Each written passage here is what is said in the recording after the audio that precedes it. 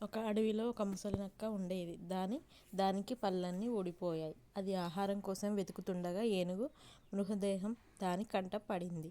ఆ చనిపోయిన ఏనుగు పక్కన కూర్చొని దానికి కాపలా కాస్తున్నట్టు నటించి ఏదైనా జంతువు వస్తే దాంతో ఏనుగు చర్మాన్ని కొరికించి ముక్కలు చేయించి మాంసం తినాలని అనుకుంది. అప్పుడు అటుగా వస్తున్న సింహంతో, మృగరాజా, నేను ఈ ఏనుగుకి కాపలా ఉన్నాను. కావాలనుకుంటే ఈ ఏనుగు మాంసాన్ని తినవచ్చు అని చెప్పింది. నక్క, నేను చనిపోయిన జంతువులను తినను అని తన దారిన తాను వెళ్ళింది. సింహం మరికొద్దిసేపటికి ఒక పులి అటుగా రావడంతో, పులిరాజా, ఈ ఏనుగును ఆరగిస్తారా అంది నక్క.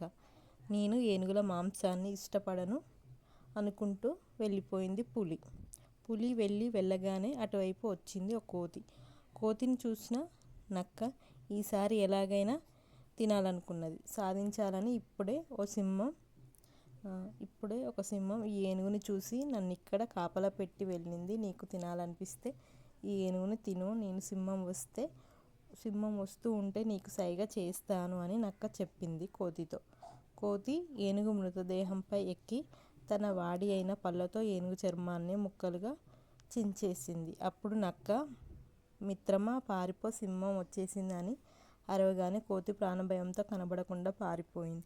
ఇక తినడమే ఆలస్యమని ఏనుగు శరీరం మీదకెక్కిన నక్కకు మిత్రమా పారిపో అంటూ ఒక అరుపు వినిపించింది.